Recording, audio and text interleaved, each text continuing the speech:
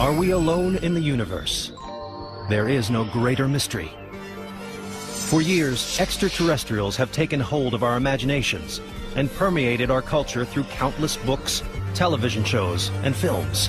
We don't live in a demon-haunted world of the Middle Ages or ghosts and poltergeists of the 19th century. We live in a world of NASA and the space shuttle and space exploration and Star Trek and Star Wars and Close Encounters. For many people, aliens are more than just the stars of Hollywood blockbusters. I do believe in aliens are here. I think they've been here for quite some time. I've never seen him personally, but I don't think we're it. In fact, according to a recent CNN poll, 1 in 7 Americans has seen or knows someone who has seen a sign of alien activity. I've had many sightings myself. I've had many experiences. I've seen alien UFOs when I was in Vietnam. They were flying so fast, so far above what we had. As eyewitness reports pile up, 80% of Americans continue to believe that the government isn't revealing everything it knows about UFO activity. I believe that there's some kind of a mandate to cover up information that would reveal the truth about extraterrestrials. So is anyone out there? The best place to look for answers is at the site of the most infamous alien controversy of all, Roswell, New Mexico.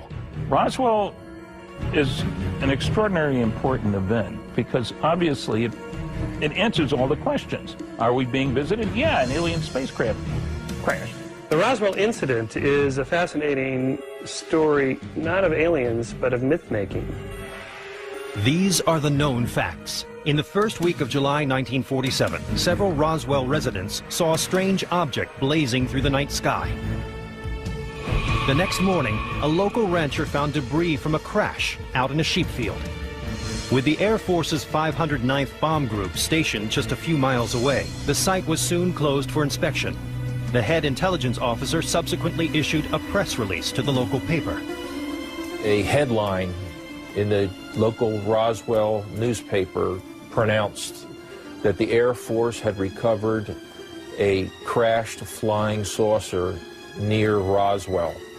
The headline went around the world. Hours later, a second press release rescinded the first one, saying a mistake had been made.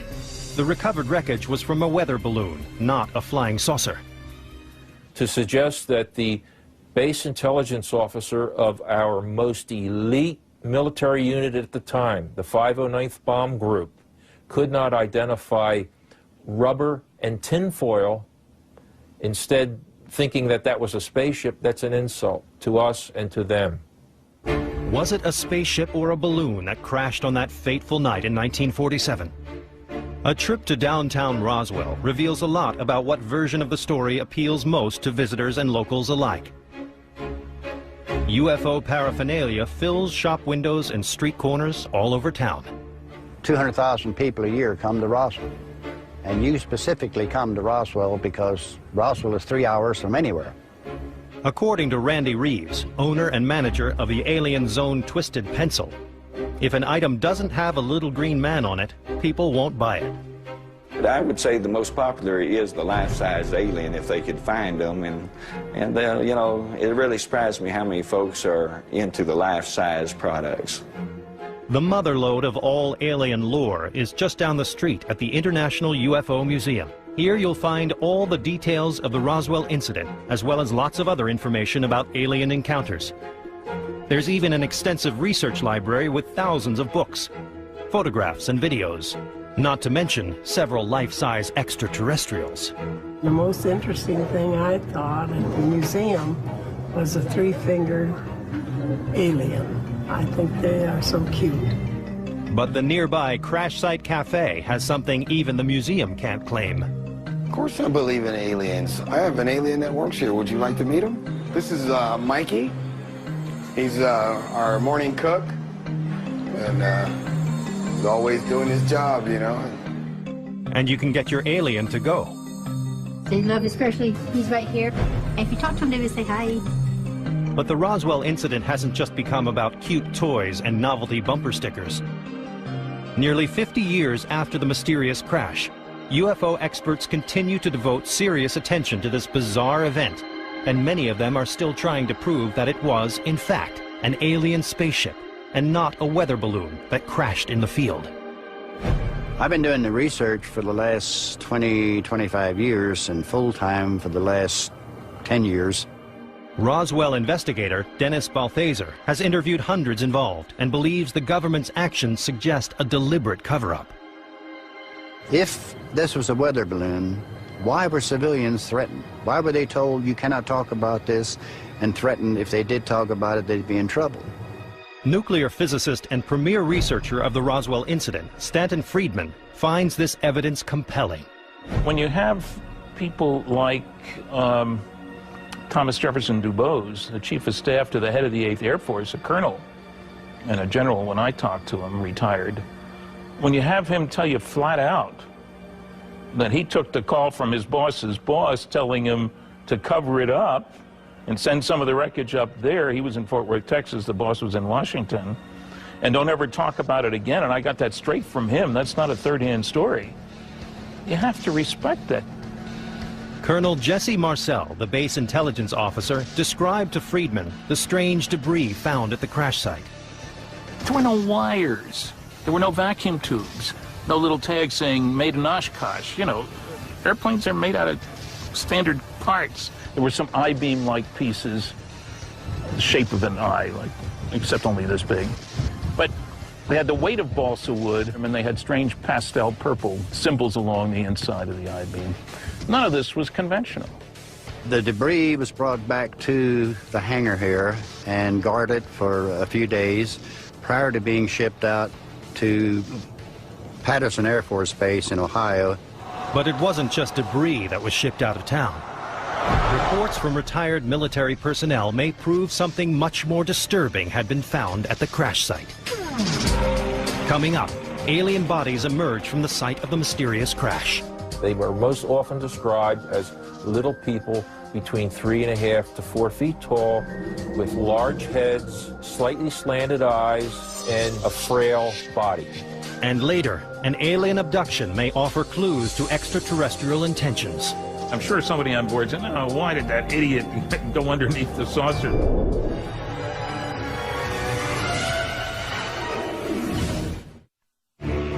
Since 1947, the Air Force has strongly denied that an alien spaceship crashed in Roswell, New Mexico. Half a century later, a videotape surfaced showing the military autopsy of one of these aliens. But upon closer examination, it appeared the footage was fabricated. I am still convinced that it is not real. I don't know who made it. It could have been set up by the government and publicized and then debunked, which would work into their favor. At this point, we don't know of any autopsies actually being done. To dispel the public's mounting suspicion, the Air Force in 1997 released a comprehensive rebuttal to all charges of a cover-up and the presence of alien bodies. So they issued a report stating that the people who reported seeing bodies were mistaken. What the Air Force said they saw were mannequins. These mannequins, which were over 6 feet tall. Well, we've done some checking on that story, and the dummies weren't used until 1953, 6 years after the event happened.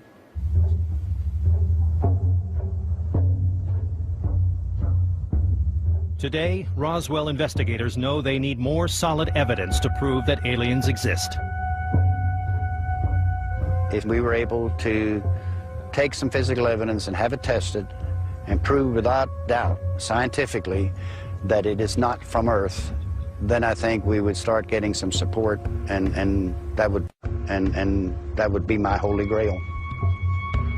For most people, the biggest question is why the government would expend so much energy for so long to cover up the existence of aliens. The answer may lie somewhere along Nevada State Highway 375, otherwise known as the Extraterrestrial Highway, for the many UFO sightings that have been reported along this lonely stretch of road. About 90 miles north of Las Vegas lies a block of government land known as Area 51. Area 51, one of the most infamous places on planet Earth. Just 15 minutes away from Area 51 is the Little Alien, a kitschy spot where visitors can grab a cold drink and soak up some local information. I've had people from NATO here. We've had CIA. We've had, you name it, we've had it. It's just an interesting place. People have, they have a need for knowing what goes on beyond the mountain range. For years, rumors have circulated that within Area 51 is a large Air Force base where top-secret military testing and experiments occur. Area 51 probably has Aurora aircraft, the successor of the SR-71. I know it's got a lot of, they're called unmanned aerial vehicles. These are these remote-controlled devices, which can even fire rockets. Area 51 is exempted from federal, state, interstate, and local environmental laws. And when questioned, the government's response is no comment. There's quite a bit that happens just over the mountains here. You see military exercises, you see flares, you see airplanes, helicopters, unmanned vehicles. Other than that, you see things you can't explain. It's difficult to locate Area 51 since it's not on any map. The airspace over the area is heavily restricted and high fences surround the perimeter. Trespass here at your own risk. If you're on the ground, there are sensors all over the place to pick up motion of things that shouldn't be there. And as one guy called them, the camo dudes, guys in camouflage outfits in their jeeps will come traipsing after you. If you're in the air, they will send fighters up after you. The helicopters have some serious armament.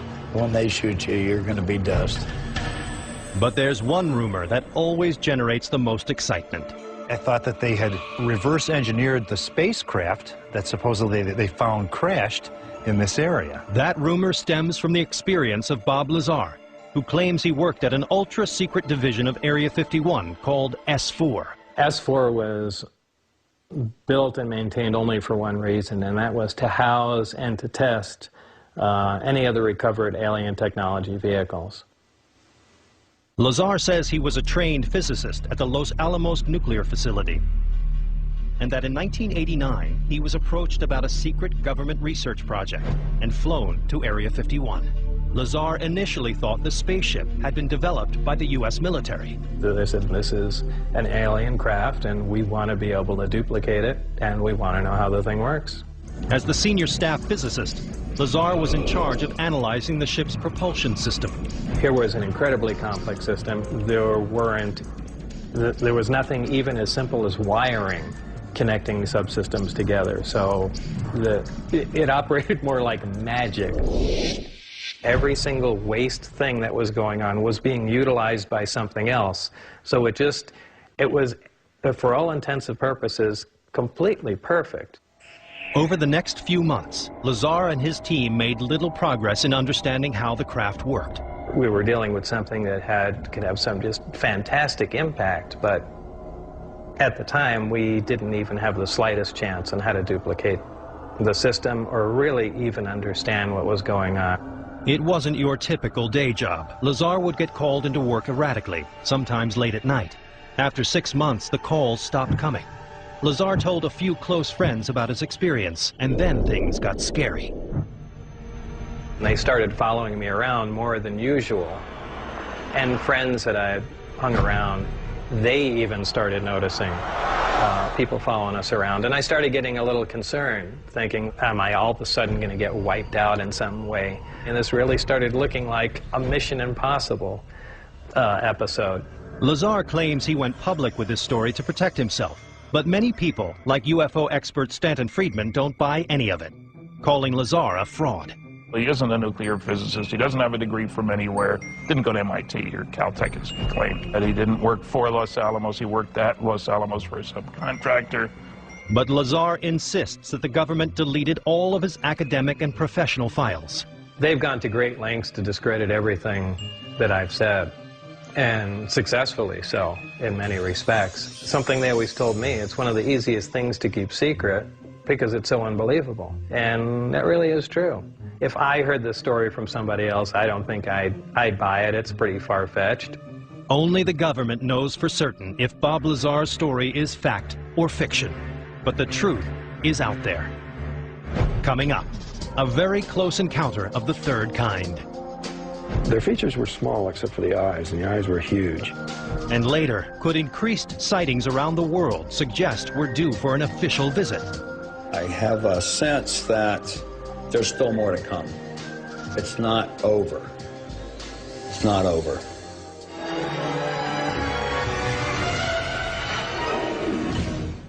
Three hours north of Phoenix, the small town of Snowflake lies at the edge of Arizona's White Mountain region. A popular destination for camping, fishing, hiking, and skiing. This high-altitude area enjoys plenty of sunshine year-round. But you don't want to be stranded on these mountains on a cold, dark night. Just ask Travis Walton. Born and raised in Snowflake, he's still haunted by his intimate encounter with alien beings more than 30 years ago. For years after the incident, it occupied my every thought all the time. It's something I just couldn't shake out of my mind. At the time, Travis was 22 and working on a logging crew in the Sitgreaves National Forest, just outside of town. On November 5th, 1975, the team of 7 men piled into a pickup truck after a long day's work and headed home just after dusk. We're coming down this road, and we saw some glimmers of light coming through the trees off to the side, up ahead. We were thinking, well, maybe a forest fire, or maybe an airplane had crashed and was hanging up there in the trees or something, because it was just something really very strange. As the men got closer to the source of the light, they all fell silent. We looked off to the right side, and we saw this object. This was less than 100 feet away, this glowing metallic object hovering there, outlined against the sky. Just the most incredible thing we'd seen. Somebody yelled out, "It's a spaceship." I mean, it was just incredible. And I yelled, "Stop the truck." To the horror of the other men, Walton got out of the vehicle. And they started yelling at me to stop and get back in the truck. But at that point, you know, the way I was back then, you young guys, I was kind of showing off for the crew. He walked slowly towards the mysterious craft until he was almost underneath it. I was just standing there looking up at this thing, and I could feel this vibration coming from it, the sound. It's just a strange mixture of high-frequency tones and this low rumble that you could feel more than hear, actually. It was like reflecting light at the same time it was giving off light. Suddenly, it rose up a little bit, and the sound kind of got louder, and it started making this sort of rocking motion. And those guys just, "Get out of here, let's go, let's go." So I just decided I was going to make a dash for it, and I raised up and turned to go, and wham! I just felt this shock hit me, and it's kind of like an electrical shock. It's just this numbing sort of thing, and I was just unconscious. But the guy said that a blast of energy come out of the bottom of this thing, and it just lit up the whole area, just almost blinding. And they said he just picked me up and threw me back through the air.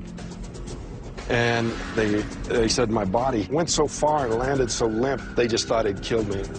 In a frenzy of fear, the crew took off, leaving Travis behind. A lot of people criticize these guys, you know, how come they didn't stop and save their friend? But, you know, we had no guns, and, you know, what are these guys going to do? You know, all they could do is maybe, you know, become victims themselves. So, you know, I really don't find fault with the fact that they took off. They just did what I probably would have done, you know. Though they knew they'd sound crazy, the loggers called the town sheriff and explained what had happened. The sheriff interviewed the men, and he was very struck by the fact that the men were so shook up. You know, their faces were white, they were shaking. One of the guys was still crying, and so they were convinced that something very serious had happened. 3 of the loggers came back to the forest with the sheriff and other law enforcement officers later that same night. But no trace of Walton could be found. The next day, his disappearance launched a worldwide story and a massive hunt. There was over 50 men combing this area, 4-wheel drives, men on horseback. There were airplanes and helicopters crisscrossing the area. They even brought in tracking dogs. But after 4 days of fruitless searching, it became clear that no one knew where on Earth, or elsewhere, Travis Walton was. Neither did Walton.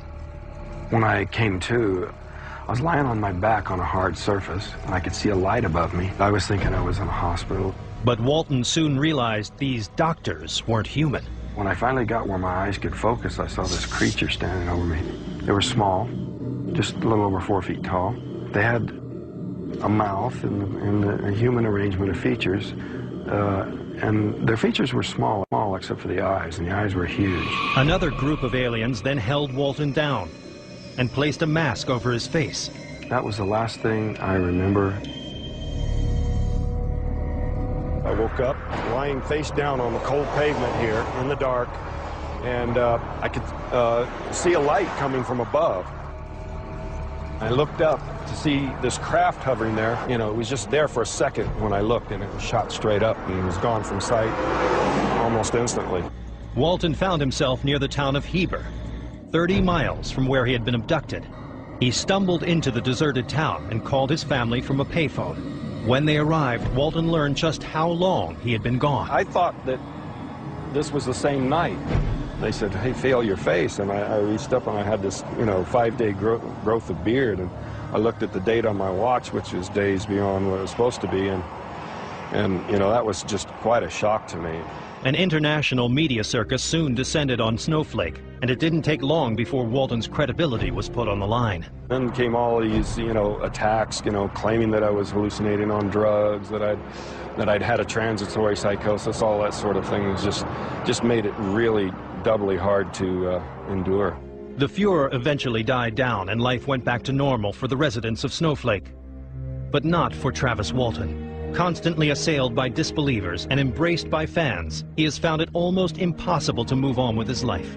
A lot of people think, oh, you were chosen. I don't like that. And I prefer to think that, I was in the wrong place at the wrong time and I did the wrong thing, getting too close. For the time being, Walton still doesn't have the answer to the most important question of all. I don't know where they came from, and I don't know who they were. And all I know is what I experienced. So, to me, they're still a mystery. Coming up, accounts from Mexico describe a new and even more terrifying vision in the sky: flying humanoids. Some people think that these are bad aliens that are flying, trying to abduct people. And later, thousands witness an unidentified flying object in the Arizona sky. There were people that were shopping, going in and out of the malls, and they saw it. There were people who were outside jogging, and they saw it.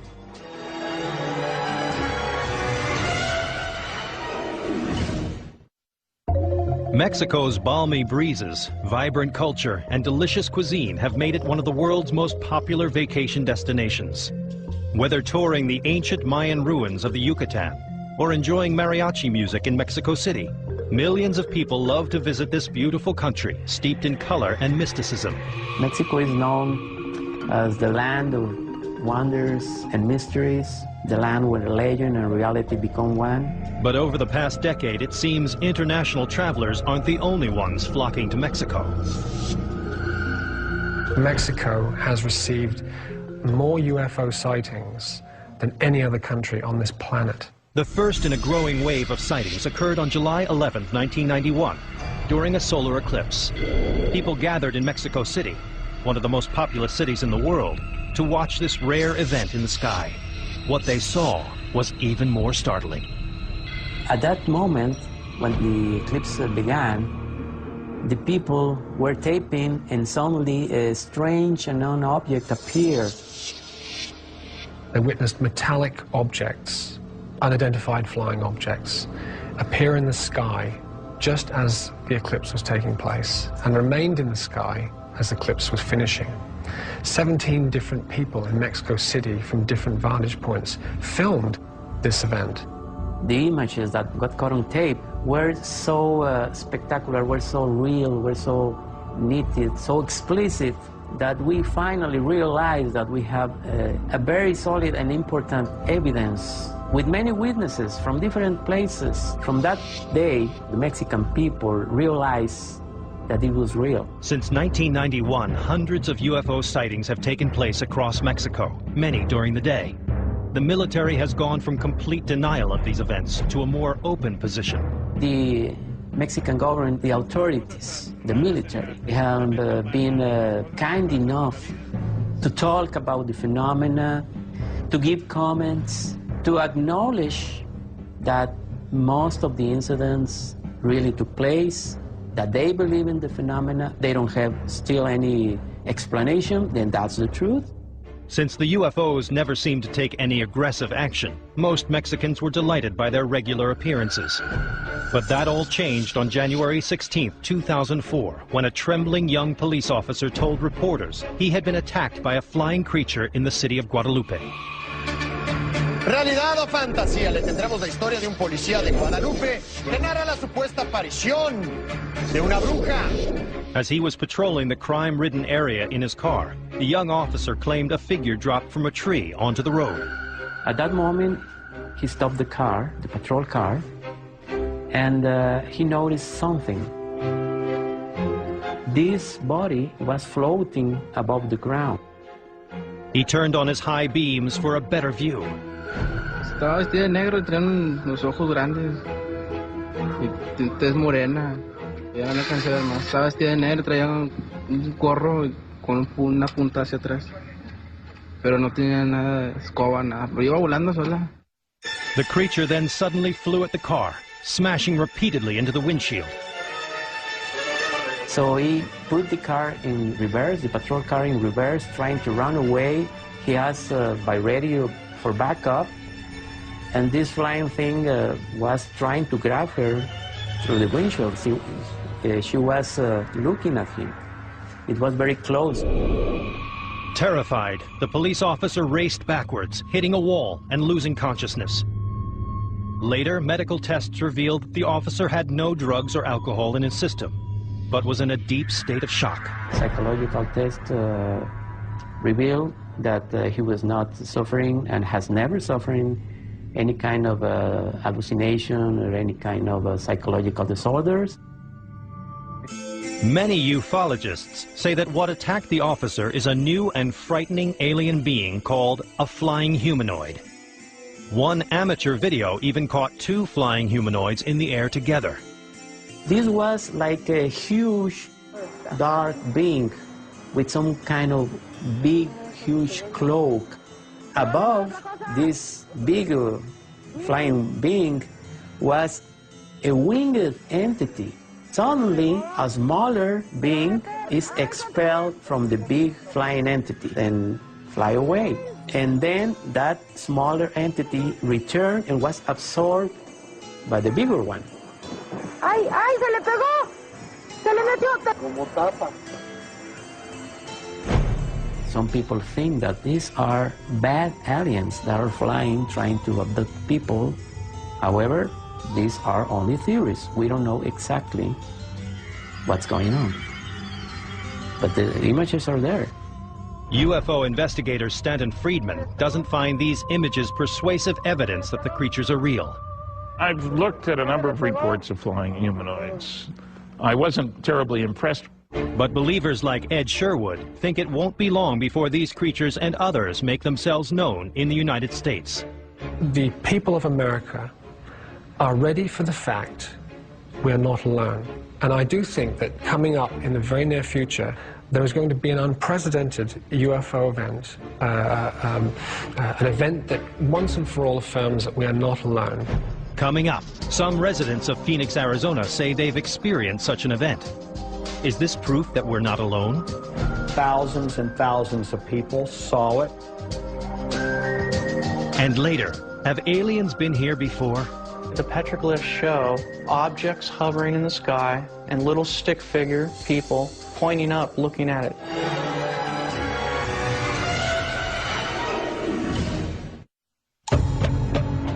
The desert climate of Phoenix, Arizona has made it one of America's fastest growing cities.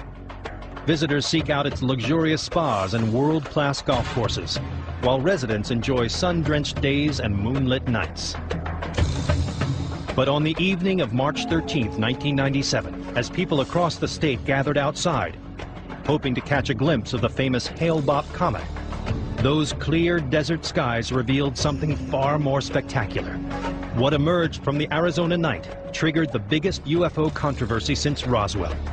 Immediately overhead was something that did not compute. We had never seen anything like this before. It was enormous, it was absolutely silent, and it was moving fairly slowly. I felt as if I could reach up and touch it. My sense at the time was that something extraordinary was happening on our planet.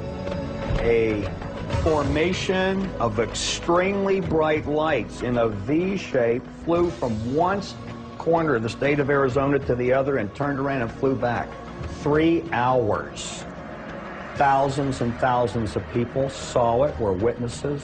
There was a Little League game going on, and they all saw it. The kids saw it, the coach saw it, the parents saw it. There were people that were shopping, going in and out of the malls, and they saw it.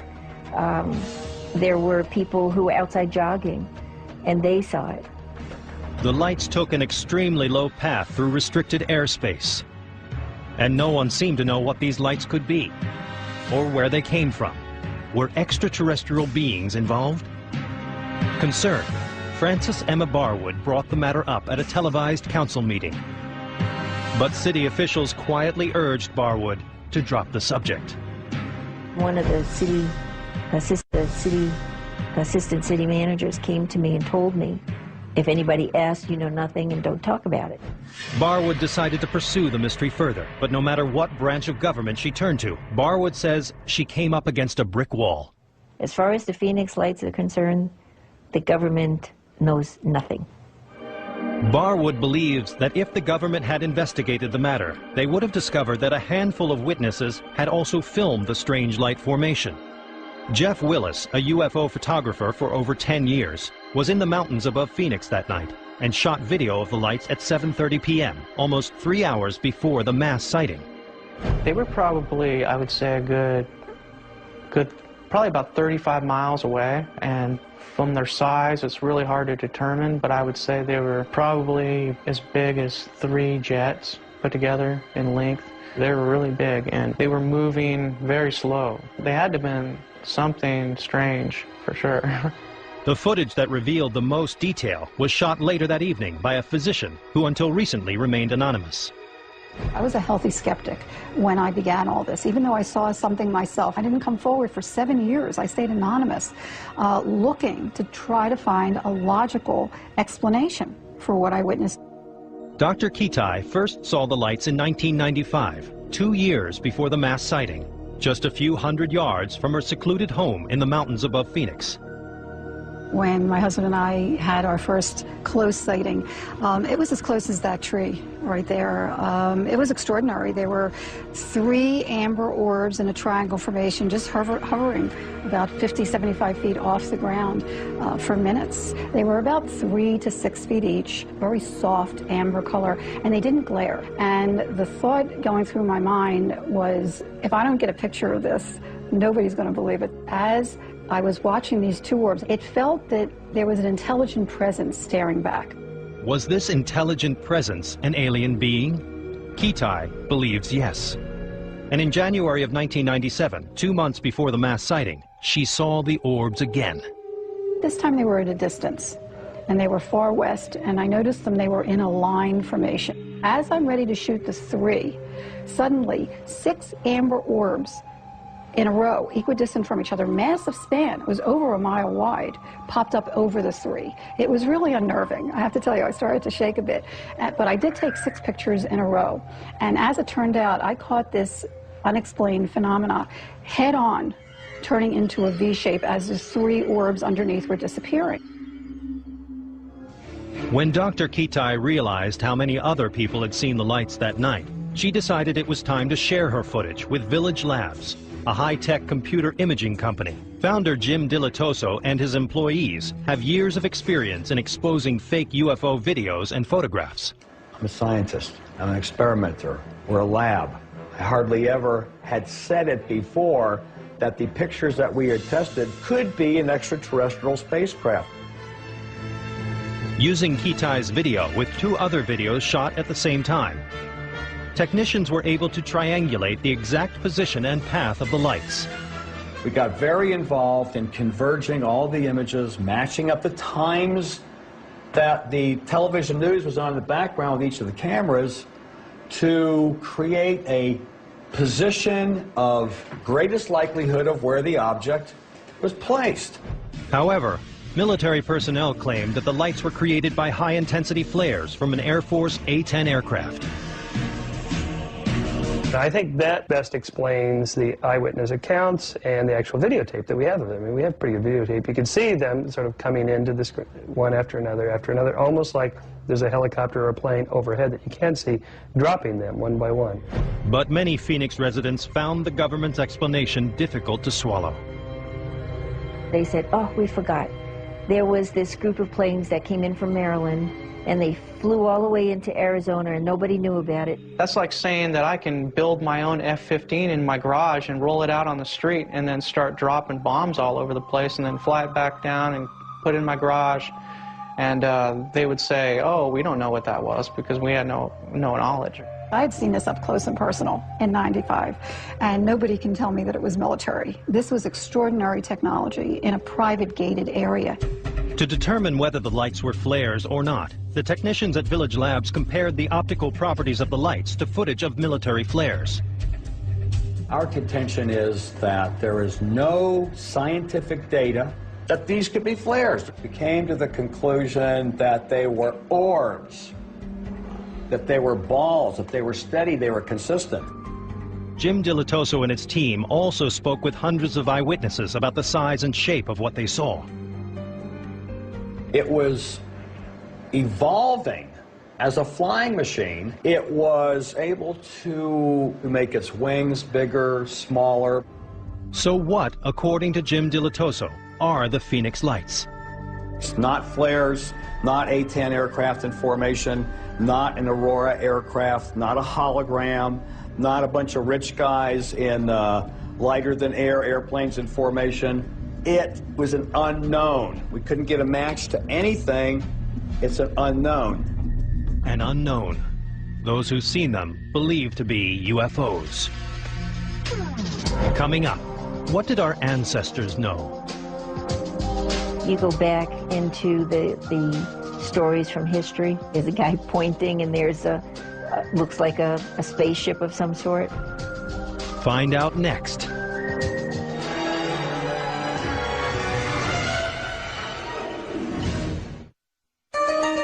Aliens have never been as popular as they are right now. New books, films, and television shows about aliens still excite audiences. But how would we react if we came face to face with the real thing? As more and more UFOs are spotted in the sky, many UFO experts say it's time we ponder that question. It's happening at a faster pace. Something is happening. Something is, you know, in my own estimation, because it is so extraordinary, it is happening worldwide. In the years since the Phoenix Lights were seen by thousands, similar sightings have been reported around the globe. 1 month before our mass sighting on March 13th, 1997 in Arizona, there was also a mass sighting in St. Petersburg, Russia on February 19th, 1997 of almost the identical phenomena. It's happened in Turkey, it's happened in Russia, they've got pictures in Hungary. It's been seen all around the whole world. And nobody in power that can do something or say something, they don't want to even talk about it. It's like it doesn't exist, but it's been caught on film all over the place. I have a sense that there's still more to come. It's not over. It's not over. One way to predict what these lights mean for our future is to look for clues from our past. It turns out these orbs have been seen before by other cultures in other times. Many people think aliens have been visiting Earth for thousands of years. References to visitors from the sky can be found throughout art history, from petroglyphs in the Arizona mountains to medieval paintings. The petroglyphs show objects hovering in the sky and little stick figure people pointing up, looking at it. Like, what is that? And this proves to me that these things have been around for thousands of years in this area, before we ever got here. You go back into the stories from history, the paintings, where, you know, up in the corner, there's a guy pointing, and there's looks like a spaceship of some sort. It's like, where did they ever get that idea, unless they really saw it? There's stories throughout history of beings that come from the sky and light people, and it just goes on and on. For the millions who believe aliens are here, there are almost as many theories why. Some say they could be conducting genetic research or mining for rare earth ores. But many UFO experts seem to agree aliens are here to observe our progress. The aliens could have all kinds of reasons for coming here, but surely one of them is to make sure that we don't take our brand of friendship, hostility, out there. Friedman believes the aliens have been keeping a close eye on the simultaneous development of nuclear weapons, rockets powerful enough to take us to the moon, and advanced communications technology. I make one assumption about every advanced civilization: it's concerned about its own survival and security. Seems reasonable to me. That being the case, you got to keep tabs on the primitives in the neighborhood, but only close tabs on those primitives who show signs of being able to bother you. In spite of frightening science fiction films, most people feel that aliens are not a threat to the human race. If they wanted to harm us, I would think that they would have already, because they've had plenty of opportunity. I get the feeling that it's more that they're observing us and maybe waiting for a time to see us, you know, and talk to us. I feel that they are beginning to come to visit us more and more frequently now because they understand that the human species as a whole is evolving. I don't know if these crafts are going to land. I don't know if these beings that we are seeing flying around someday will land and will face us. We don't know. So what will it take to convince the skeptics that this mystery is on the verge of being revealed? An alien knocking on their front door saying, "Hi, I'm an alien, I'm from Mars, where's your president?" Or, you know, "Where's the nearest Starbucks?" That's about it. That's what it'll take. If I could see one, then I would believe. You know, we got to see it to believe it, you know. Probably going to take a landing for people to believe that something is out there. If it's going to happen, I think it's going to be soon. I think at this point that Earthlings are ready.